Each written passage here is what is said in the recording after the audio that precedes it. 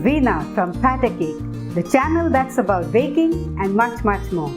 Here's where you'll find quick and tasty recipes for new cooks and those with less time to spend in the kitchen. Okay then, let's get cracking with today's recipe.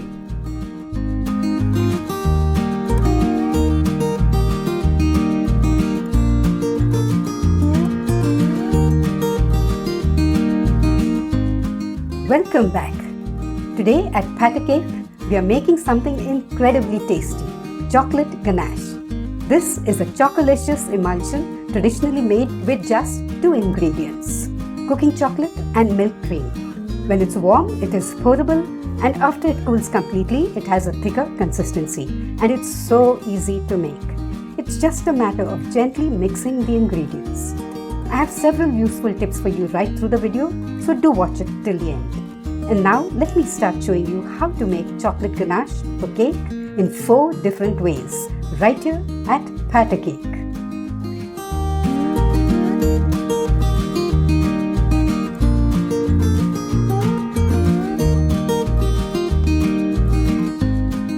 First, let's take a look at the different kinds of chocolate ganache.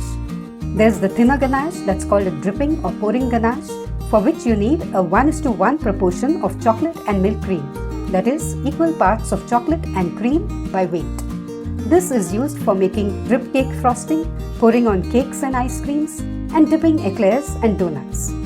Then you have spreadable chocolate ganache, for which you use a 2:1 proportion of chocolate and cream. This is the one I like to use. It is a thicker, more spreadable kind of ganache and is used for spreading on cakes and cupcakes, and also as a filling in layered cakes. And finally, the third is a piping chocolate ganache, made by letting the spreading ganache set for some more hours, or by starting with a 3:1 proportion of chocolate to milk cream. It is much firmer than the other two and is excellent for piping out decorative cake designs and making truffles. Now coming to the cooking chocolate, it is mainly of 3 kinds: white chocolate, milk chocolate, and dark chocolate. White chocolate doesn't contain any cocoa. Milk chocolate contains around 25% of it, and dark chocolate around 50% or more. It is easiest to make chocolate ganache with dark chocolate. There are many brands of cooking chocolate available in India. Use any brand of your choice. Now, chocolate ganache can also be made with compound chocolate, but I don't prefer using it. Though much cheaper than cooking chocolate, it contains a low cocoa content and has other fillers like vegetable fat. As for milk cream, again we have basically 3 kinds: fresh cream that has 25% fat, whipping cream with around 30 to 35% fat, and heavy cream with an even higher fat content.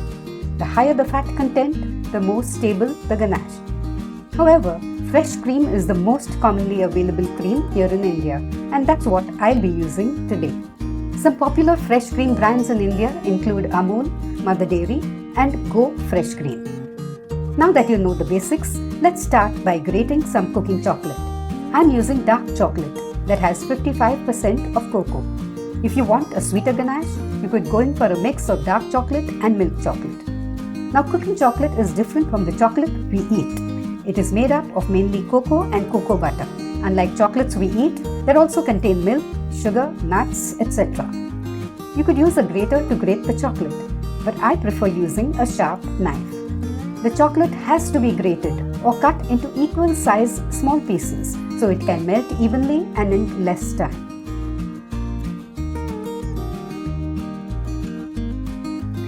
That done, let's start with our first method of making chocolate ganache. The ingredients we'll need are grated cooking chocolate, milk cream, and a little butter.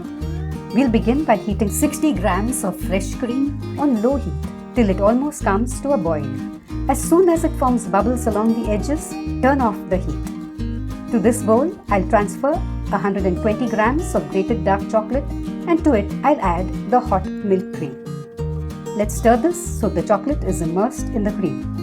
As you've seen, I'm using a proportion of 2 parts of chocolate to 1 part of milk cream.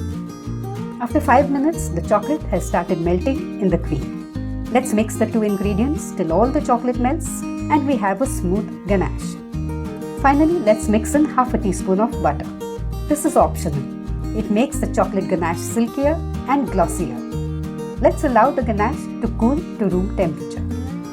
It's now only slightly warm, so let's check the texture. At this stage, it can be used right away as a pouring ganache. Let's spoon a little of it over the top of this cupcake, let it spread to the edges, and then add some colorful sprinkles to it. I'll now cover the bowl with a tight lid and check the ganache again after around 3 to 4 hours. After 4 hours, the chocolate ganache is much thicker, has lost its shine, and is more like a chocolate spread. This consistency is perfect for spreading on cakes, cupcakes, and also as a cake filling between layers. Let's spread a little on this cupcake. You could then make a simple design like this with a palette knife or the back of a teaspoon. Finally, let's sprinkle a few nuts on top. How easy was that? Since I want to keep the ganache overnight on my kitchen counter for around 10 to 12 hours and don't want it to form a skin on top, I'll first cover it with some parchment paper, pushing it down to the level of the ganache, and then fit the lid on the bowl. Instead of parchment paper, you could use cling film. On to the second method. The ingredients we'll need are the same as in method 1. That is, grated cooking chocolate, milk cream, and a little butter. I'll begin by setting up a sort of double boiler for melting the chocolate. I'll pour some boiling hot water into this vessel and then place the bowl with 120 grams of grated dark chocolate on it. The water underneath is just below the bowl, but not in contact with it. Let's wait for around 3 to 4 minutes for the chocolate to start getting heated. Let's stir the chocolate till it melts completely. Now I'll add 60 grams of fresh cream to it and mix these two ingredients till they form a smooth ganache. Like before, we'll add half a teaspoon of butter and mix the ganache again. I'll now take the hot water away and let the chocolate ganache cool to room temperature. Now that it has cooled, I'll transfer it to a smaller bowl that has a tight lid. Like before, I'll cover the ganache with parchment paper and then fit the lid on top of the bowl. We'll now keep this overnight at room temperature so it can thicken even further. The next two methods I'll be showing you are non-traditional methods. The first one does not include milk cream. The ingredients we'll need include grated chocolate, butter, and milk. To this vessel, I'll add 120 grams of grated dark chocolate, 2 tablespoons of milk, and 1 tablespoon of butter. With the flame on low, we'll stir the mix carefully, heating it only until the chocolate starts melting, and then quickly turn off the heat. Instead of cooking the mix on the stove, you could also use a double boiler. Remember, if you overheat chocolate, the cocoa butter will separate from it and you'll get what is called a broken ganache with globules of separated fat. Let's mix this for a few minutes and then let it cool to room temperature. The ganache has now cooled. It's still shiny and has a pouring consistency. I'll now transfer it to a steel container that has a tight lid. Let's close the container and we'll check the ganache after 10 to 12 hours.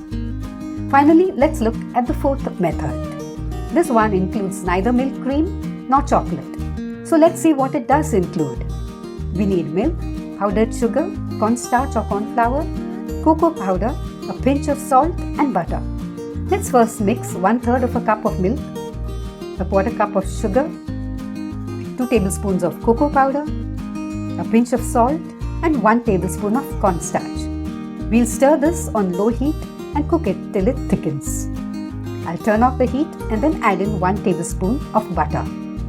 Let's continue cooking this with constant stirring for around a minute. Take the ganache off the heat and let it cool to room temperature. Okay, our glossy ganache is now ready to be transferred to a steel container. I'll close the container and let the ganache sit overnight at room temperature. Time to check the chocolate ganache we made. First, the ones we made traditionally. The ganache has lost its shine completely and is now much firmer than when it was made.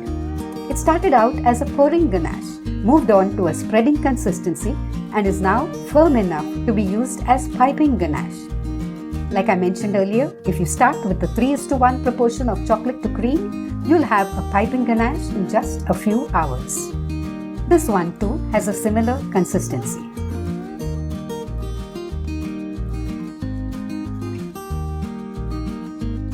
Let's fill some of the ganache into a piping bag and pipe some frosting on the top of this cupcake.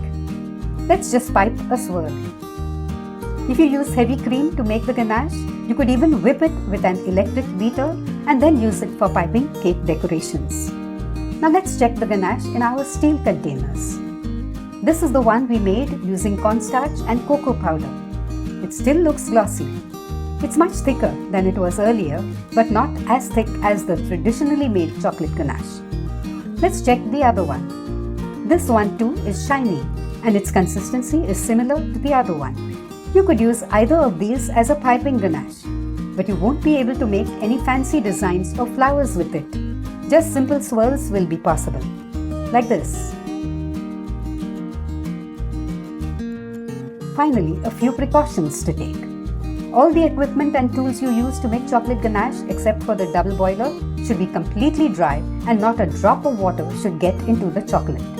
Don't overheat the chocolate to avoid the risk of the cocoa butter separating. If globules of fat do separate after resting your ganache, just warm it slightly and whip it again as it is, or after mixing in a teaspoon of warm milk at a time till the chocolate ganache comes together again. If you're using a microwave to melt the chocolate instead of a double boiler, then heat it for just 1 minute at a time to avoid overheating it. And that's it. Like I had told you, making chocolate ganache for decorating your cakes is really easy. Frosting even plain vanilla cakes or cupcakes with chocolate ganache will make them super tasty. So why wait? Just do it and find out for yourself. And don't forget to show me some love. Let's have some feedback, okay? Hope you enjoyed today's video. And do stop by again for yet another quick and tasty recipe. Till then, take care. Happy cooking!